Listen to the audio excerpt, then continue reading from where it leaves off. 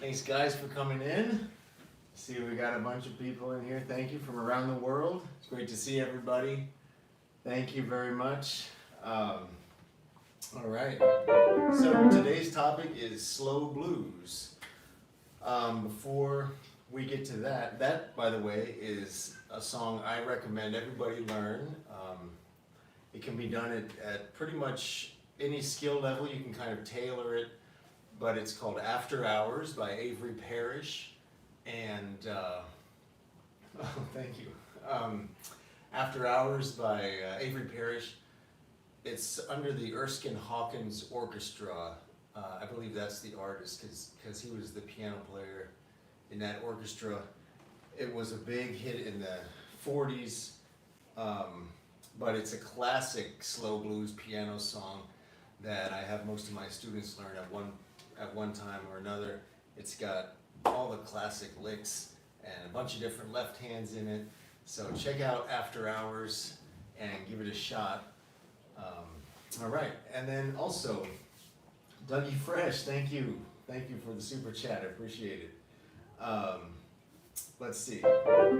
Just one question I had, I thought it was a good one, so I wanted to talk about this, was how to structure your practice sessions. So really, there's no rules, right? For us, we're not in a formal program, and really a lot of us are doing this because we love it, not because we want to pass a test or make an audition or be in a competition or anything, right? So I think practice how it makes you happy, but I'll tell you the way that I practice, and especially, make sure I get to every part of this question. And so the way I practice, not so much right now because things are chaotic in my life, but the way I used to practice when I had more time to do that, I would do about 5 hours a day. I would spend the first hour on scales and hand-in exercises because I really wanted to get more control over my fingers and not tense up when I played. And so I would spend a lot of time, and in my book I actually have where it says, there's a chapter called Further Study, and I describe there how I practice the scales and things with the metronome and practicing relaxing while I was doing it. So for me, that was a big part of it. And then I would work on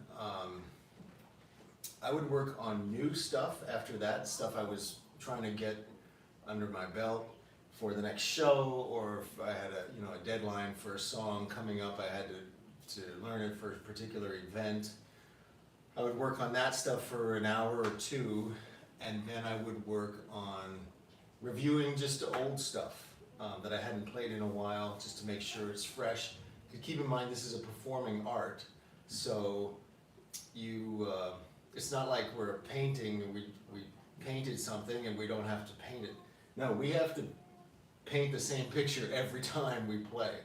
So every time someone hires you to play, or every time you're performing in front of somebody, they want to see you paint that picture live. And so it's a performing art. You got to keep your stuff current, or keep your skills fresh, get the cobwebs off them. So that's how I would do it, and that would take about 5 hours, 4 to 5 hours average. I would practice each day. Right now, I'm lucky to get 3 hours a week in, but it's only temporary while I'm in school. I'm just trying to not atrophy too much. So in terms of practicing what bass lines, licks, turnarounds, and your repertoire, I would do the repertoire stuff last, like I said, just to review it. Bass lines, licks, whatever's new for you, I would put that more towards the front. I always advise doing some sort of warm-up, if it's just a few scales for 20 minutes, or however long you have. Build in some stuff where you're just waking up your fingers, playing some scales slowly, or fast, or however you learn to play them. And then I would say work on the things that will make you most happy. Work on those first. So what's most burning inside you that you want to get? The thing that you're obsessed about the most, spend that time on it. The good thing is that once you spend that kind of obsessive amount of time that it takes to get something under your fingers, you don't have to keep spending that much time. Then it can move into the last category, the repertoire. So that's something you review once or twice a week, just to make sure you still got it.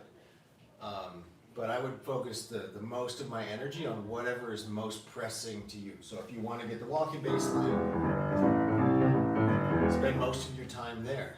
Doing it, close your eyes, put the right hand both on. Practice the bass.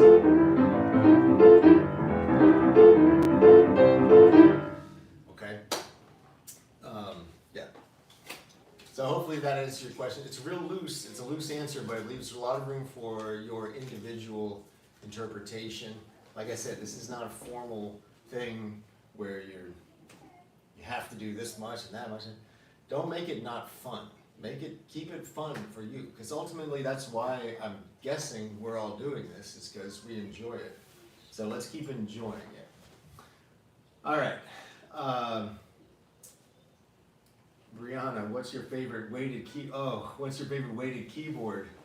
Man, that's tough, because I don't, to me, if it's, as long as it's got weighted action and full size, to me, they're more or less all the same, honestly. They're not the real thing, and to me, keyboards are just, I don't enjoy playing on them. I've definitely had to play on them a lot. But you're never going to get that range of dynamic expression that you can get out of a real piano.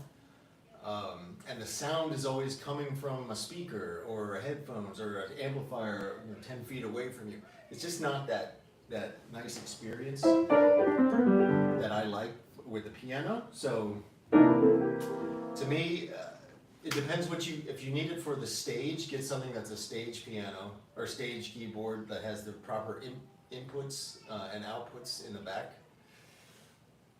So Rolands are great. Yamahas are great. Actually, Casio makes some decent ones. I like the Privia models. They're fine. I always liked having something with a built-in speaker, so that even with the monitor on stage, because it's just so unnatural. That's the thing. When you get it cranked up to where you need monitors and stuff, and there's bands playing, it's just not natural. You just have to accept that it's not going to be as satisfying as playing on a real piano. So I always liked having the built-in speakers as a supplement, so that when I'm playing, it gives me sound feedback from the front, which is where I'm used to hearing it, like right here, not coming from down here. So that's my take on that. Thank you guys for joining. I really appreciate it.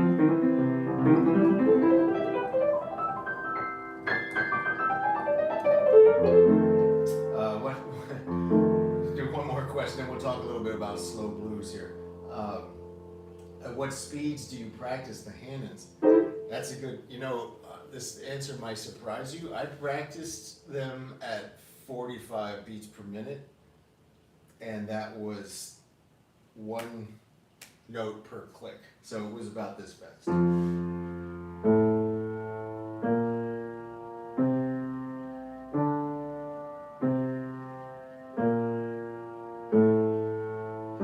Because at the time when I started, I was in my mid-20s, and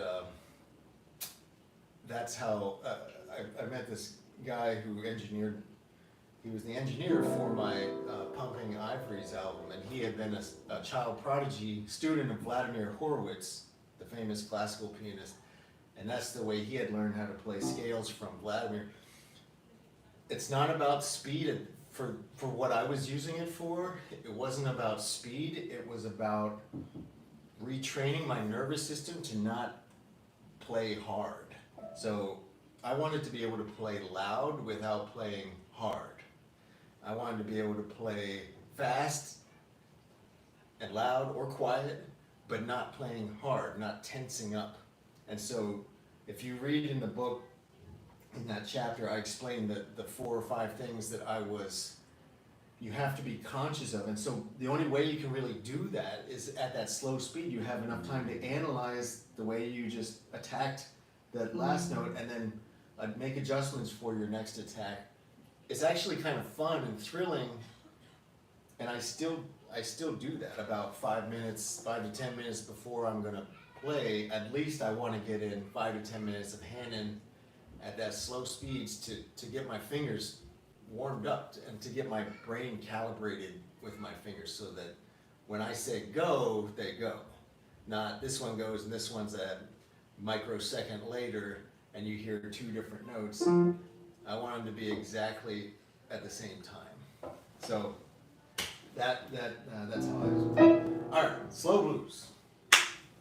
Yes. Oh, Valerie, you answered the question. Great. With your Yamaha P125. All right, so slow blues. What do you guys want to know? I love slow blues.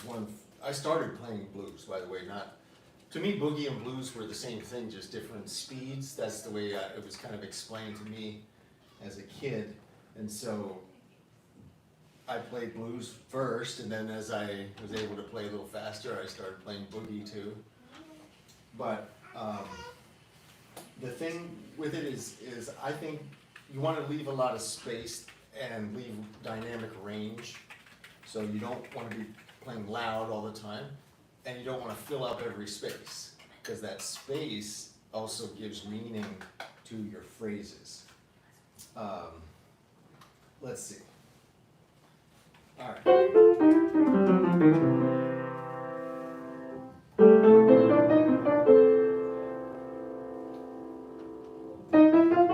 Good. Yes. Here we go.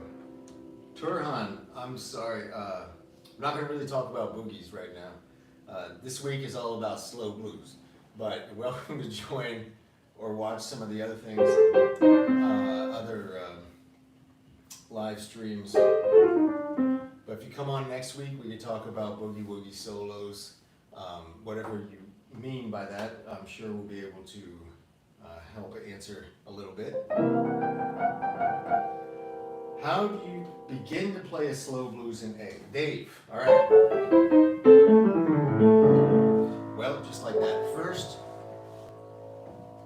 a lot of blues are 12-bar blues progressions, so that's a good place to start. I've got a whole video on what is 12-bar blues. To give you the top, what I consider to be the top 5 variations of that form. And then let's see. Going along with Scott's question here, this shuffle bass line, so I'm in A right now. I keep meaning to make this video too. I'm going to make how to play this shuffle bass line. It'll be very short, but I use 2 fingers for the top. I use the second finger on the 5th, the thumb on the 6th. My pinky just stays on the root. So in A, it's got a different feel than in C, because the 6th is a black note, so your thumb is raised a little bit. In D, it feels it's all flat, it's all white notes. So this shuffle bass line is very versatile. You can play it fast in like a rock and roll setting, or a boogie woogie setting. You can play it medium, which is where it usually lives. You can play it slow. So if I slow it down,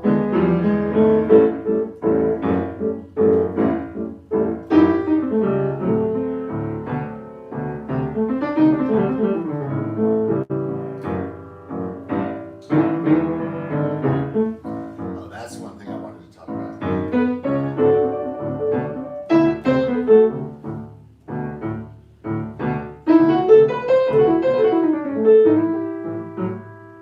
So you see, the way I like to play slow blues is you put in some of these little runs, and then you let it breathe for a moment.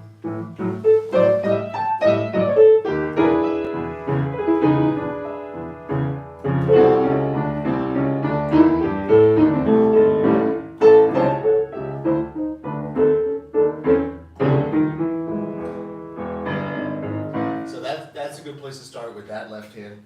Another one that's very simple is just playing a chord, but pulsing it on the quarter notes. So like 1, 2, 3, 4, 1, 2, 3, 4. I'll talk about that for a second. Okay, and make them short. Don't make it kind of like a plodding thing. Just something like thump, thump, So I actually kind of curl my fingers. I go kind of almost like I'm strumming something, or like a harp, maybe like ding ding ding. Curling my fingers, and that's pushing me off. I'm also lifting my arm, but that way it's not. Yeah, that's just not the same feeling. That sounds kind of clumsy. Make it pop a little bit. And that's the thing about slow blues, you have a lot of time. See how I did that? So what I'm doing is grabbing a note that's a half step below. So I'm in A here. With my fourth finger, I'm just playing the A flat.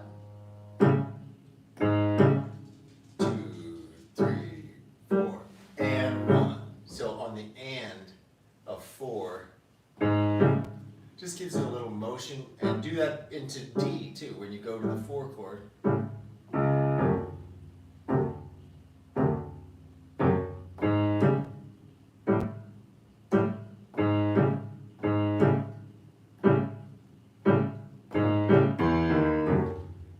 Lots of those little half step transitions can be cool too. Like right there, I went E, E flat, D. Fingers, whatever you want. I'm doing 5, 4. So I'm 5, and then my 4. I like to play my 4th finger rather than my 5th finger on black notes in general.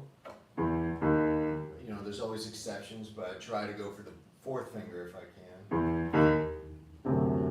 So I'm going 5, 4, 5.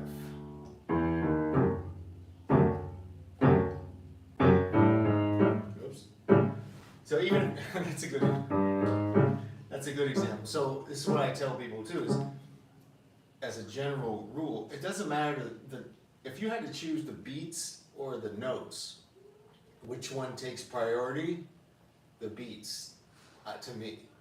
You can play the wrong note on the right beat, and it sounds like it has meaning. But if you play the right notes on the wrong beats, it sounds kind of like you don't know what you're doing, I think. So right there, like I flubbed some notes, but it almost didn't matter because I still got to where I was going. So don't worry so much about being perfect with the notes. It's more about, as long as you keep that feeling going and that groove.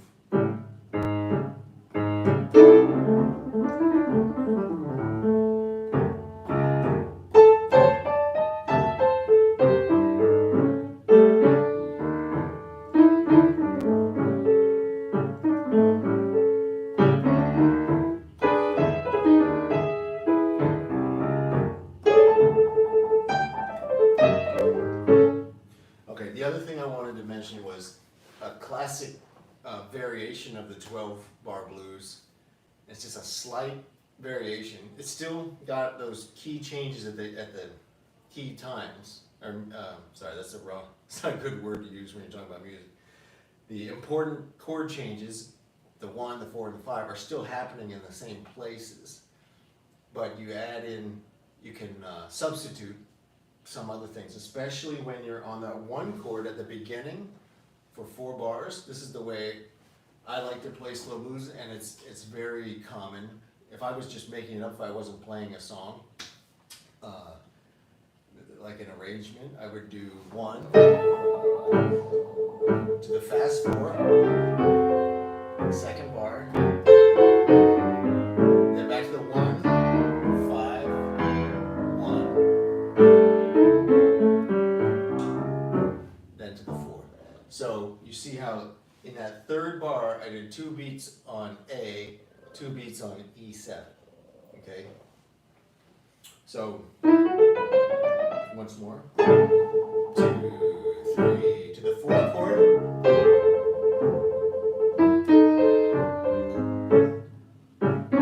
Here's the 5.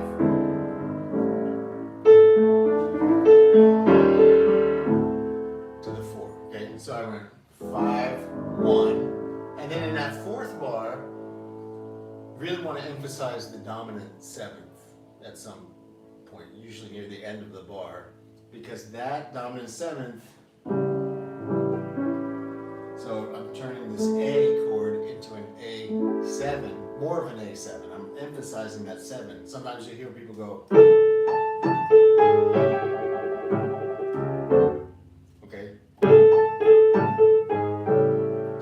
So all I did was A, half step down to G.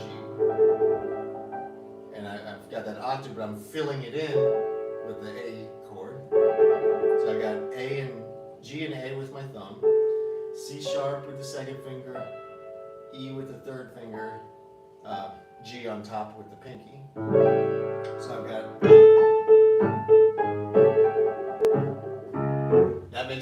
that makes the sound want to go up a fourth to the D chord. Another thing I like to do as a transition to the 4 chord there, so this is still all within the first 4 bars to all this that I'm talking about. So we're going 1 to the 4 in the second bar, back to the 1 for 2 beats, a 5 for 2 beats. Now we're in the 4th bar, now on the 1 chord, and somehow I'm going to emphasize the 7th to make it unstable, so it wants to go up a 4th. It wants to go up to the D. So one way, just play the 7th as the top note with your right hand. But I like this chord. It's a great transition chord. If I had to take one chord, like transition chord with me to a deserted island, this would be the one. So what I'm doing is, that's an A. Start with your A triad. So I got A, C sharp, E, A on top. My thumb is going to move down to play the G. If your hand's not big enough to do that, you can play both the A and the G together with the thumb. And then the E, with your third finger, move that up to the F. Now it's an A7 augmented. Okay, it's got a raised 5th. And if you know your tritone substitutions, E flat is the tritone of A, so that is a substitute. You can switch those 2 bass notes if you're playing a dominant 7th chord. So there I'm playing now an E flat with my A7 augmented, and you know, it becomes a E flat 7 sharp 11 chord. If you want to think about it like that, it's up a half step from my target note, which is D, and there's the D7. So what that sounds like,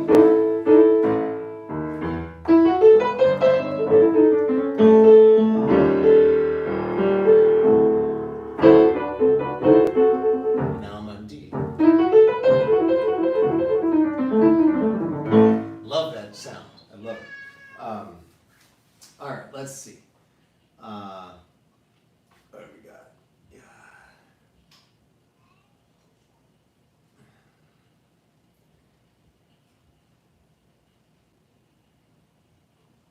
Let's see. Chase Garrett. Yes, Chase Garrett is great. Known him since probably 20 years. Great guy. Love the way he plays.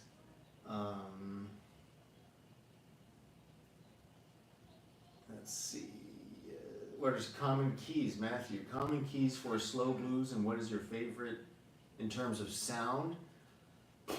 I mean, there's no common keys for slow blues. Play it everyone plays whatever key you're comfortable in, or whatever key the singer wants to play it in, or whoever's the leader of the band.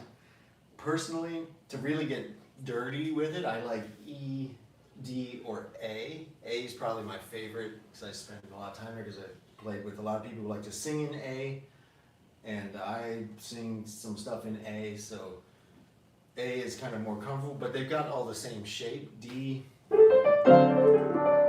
got the same, like I always say, is if you close your eyes and play your A minor sounding stuff, and then if if I came and you still had your eyes closed and I just repositioned you over D, you wouldn't even know the difference. They got the same shape. E is very similar too. So if you get familiar with any of those keys, first of all, you can play them in. Thank you. 031770. Thank you. First of all, you can play. If you learn in A, you can play in D and E pretty easily. Second of all, guitar players are going to love you, and they're all going to hire you for their bands because that's the keys they love to play in. But you can, G, C, F. I probably don't play too many slow blues in like the horn keys, like E flat or B flat or A flat, just because you can't get a lot of those slides. But sometimes you gotta do it. So if I end up playing in one of those keys, I use a lot more octaves, and I just don't do fast stuff really, Or I might do fast stuff like, let's say I'm in E flat. Let's choose something kind of weird. Tony, thank you.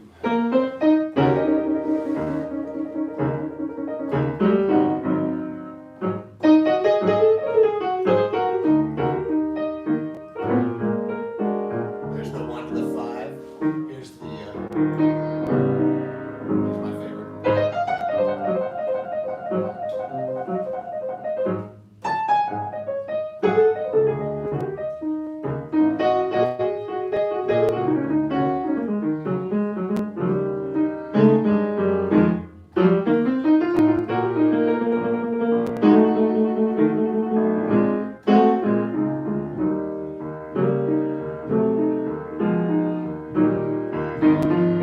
So you see how.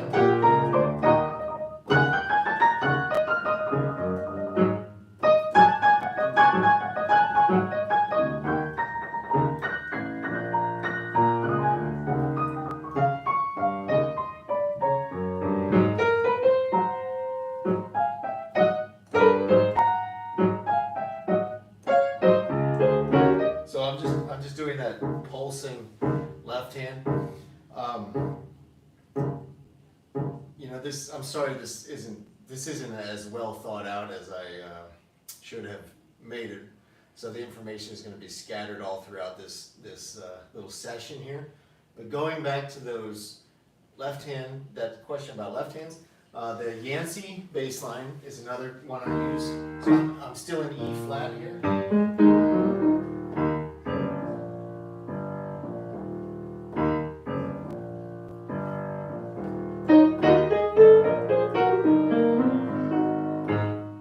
That's a nice one. Also the walking bass line. Can be really nice. I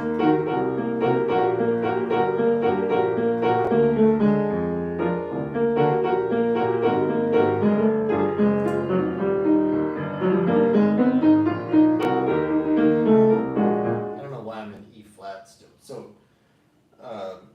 but you can see it kind of puts the brakes on my fancy little runs because I can't do them in E flat.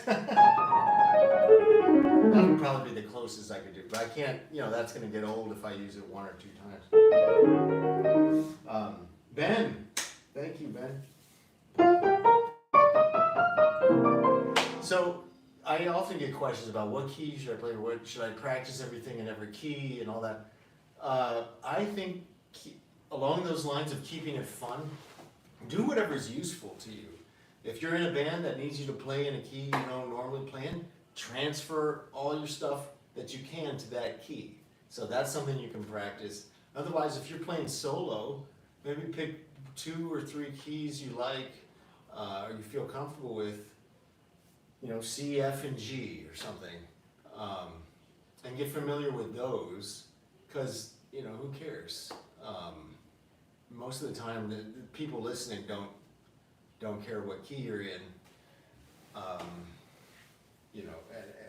So do it based on whatever your situation is. Elmore James. Listen to Elmore James. Literally, I think, I'm probably wrong about this, but I would say most of his songs are in the key of D, because he tuned his guitar to D and he just played every song in D. So, worked for him. and I can listen to him all day and not get tired of the key of D. So I'd say don't worry so much about the keys. Eugene, thank you.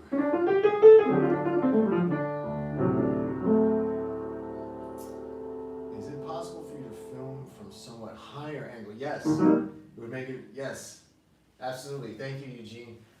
I'm going to work on that after I finish this school semester. After June 11th, I promise I'm going to get another second camera and get actual software so that I can better manage these live streams. And I'll have one camera here where you can see me talking, and then I'll switch it to the overhead and you can see what, yes, but yes, that is in the works. I just haven't had time yet with the kid and the grad school and blah, blah, blah. But I plan to continue this, I think, indefinitely. So I'll definitely get that happening.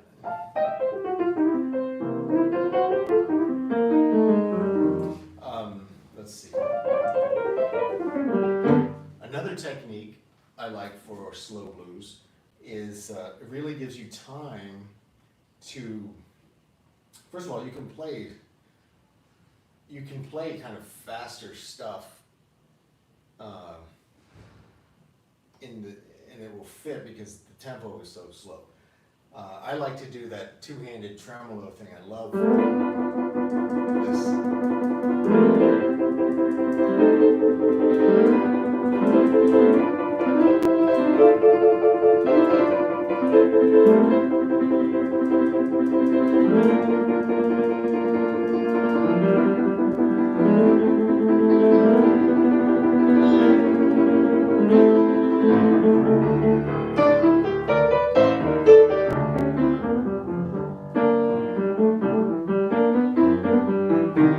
So I'm in G now. Let's use this bass line.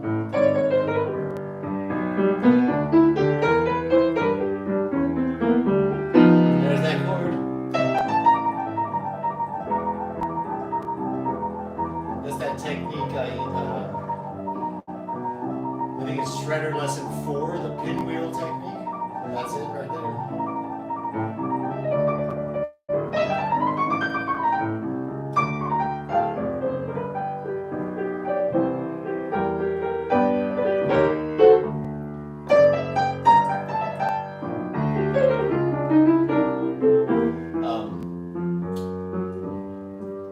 Another chord change I like is when you're on the 5, you know about going to the sharp 5, right? So instead of going to the 4 from the 5, you go up to the sharp 5, 1, 2, back to the 5, 1. So in that bar that you would have gone to the 4, you do sharp 5, 5, 1. That's a nice touch. It would have to be, all of these chord change suggestions would have to be arranged with the band if you're playing with a band. You can't just throw them in and expect people to follow you. So you'll have to say, well, we're going to do a slow blues in G, but instead of 5-4, we're going to do 5 to the sharp 5. And then it's pretty intuitive that you come back to the 5. So you don't need to say that. But that's one I like. Also, a really cool move you can do in a slow blues because you've got that time. It's from the 5.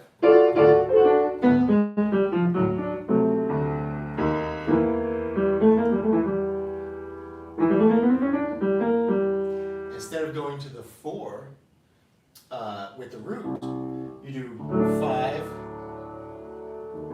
and you go up to the. So I'm in G, right? And my 5 is D. So instead of going D to C, back to G, I'm going to go D to C, but the bass is going to go D to E. So it's like I'm playing the C chord, but I've got the 3rd in the bass. That's a really cool sound. And that one, you don't have to tell anybody, because if the bass player plays the C, you can play the E with your bass note. It's going to sound fine. I do it all the time. And you don't have to be consistent. You can do it sometimes in the song and sometimes just go to the C with the bass player. Here's from the 5.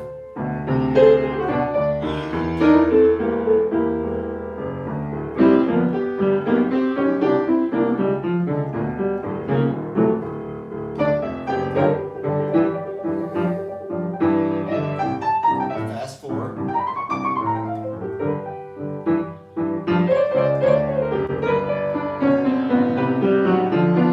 I emphasized the 7th right before I went to C. Here's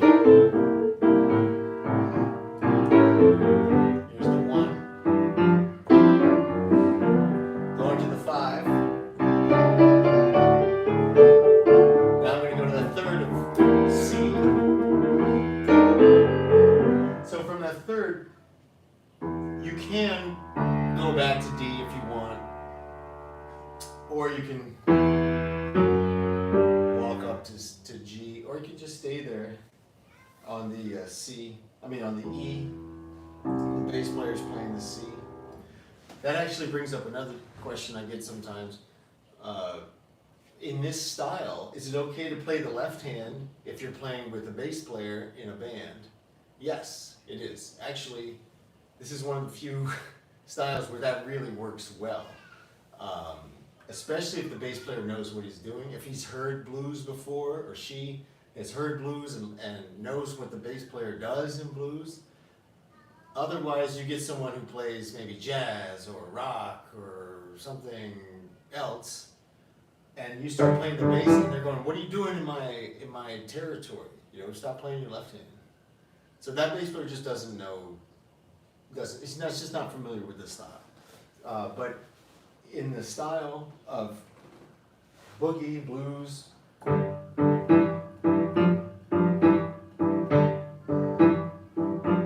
you can play this. The bass player would probably do this on a single note, way out of the way, or he can even walk.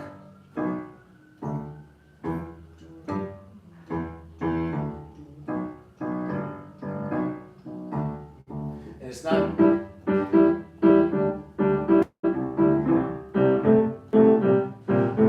It's not going to conflict with you playing the bass. Same thing with a good bass player for this style will probably be on an upright. If not, he's going to have his sound dialed in to where he can play the electric, but it sounds kind of like an upright, like a non-discriminate thump, like thump, thump, thump, thump, thump, thump, thump. That's really the proper sound for kind of Chicago blues with a piano. Like it's you're not gonna really have a clear tone like don don don don like with a pick or anything.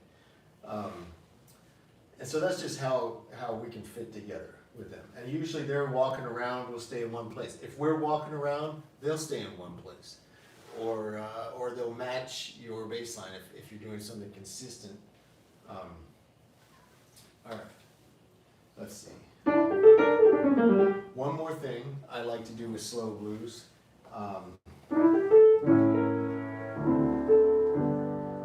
Is I love to throw in this. It's if you look at my lick, what I call lick number 3.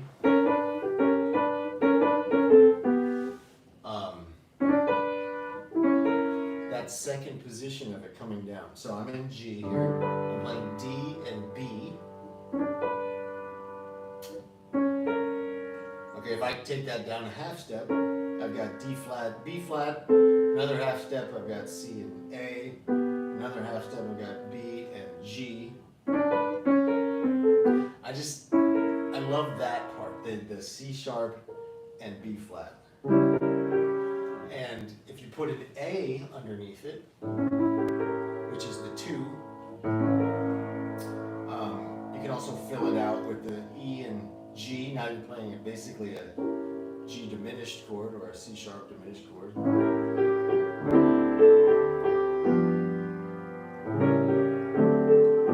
So what I'm doing is called a 2-5-1. It just means I'm going A, D, G with the left hand. And that can be used either instead of the 5, 4, 1 in the last 4 bars of a 12-bar blues. Or it can be, you can throw it in real quick as a turnaround. You know, try out that sound, and I think you'll start to hear it if you're not familiar with it already. So all I'm doing is I've got A. You can put the rest of the A7 in there. A, C sharp, G. I've got C sharp, E, G, B flat. And now when I go to D, the 5, all I did, I keep the E and G in the middle and just follow that lick number 3 shape. So now I've got C and A with an E and G in the middle. So I've got,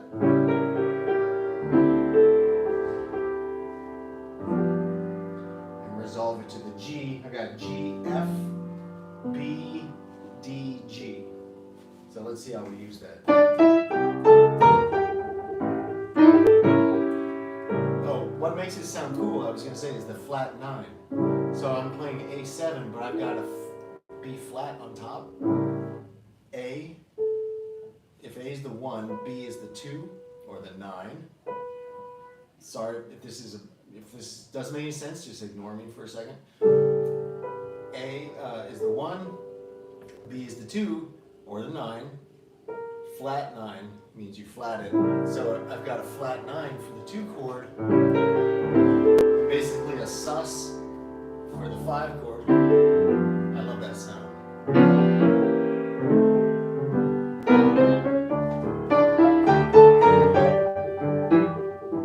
So I'm in G still. I'm gonna play all the stuff we talked about.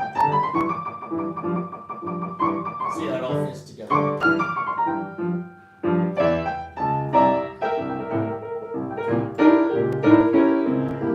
There's that same lick number 3, but it's over the C chord. Try it in different places, you might like it. Now go to the 5, sharp 5, 5.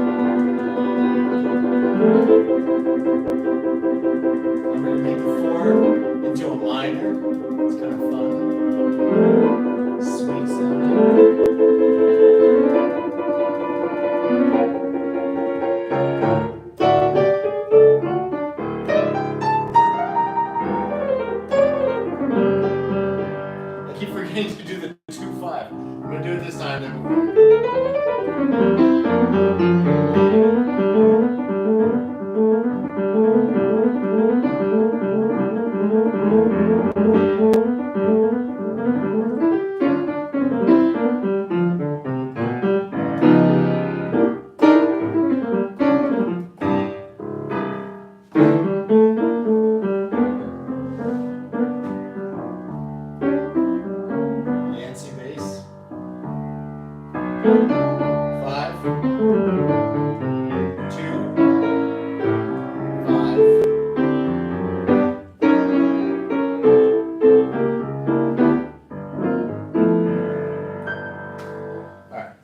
so I tried to get everything in there, but got lost in it. Having too much fun. Alright, guys, it was great to spend some time with you this week. Thank you for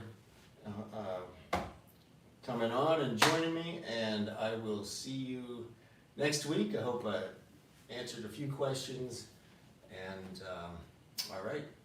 Thank you very much, everybody.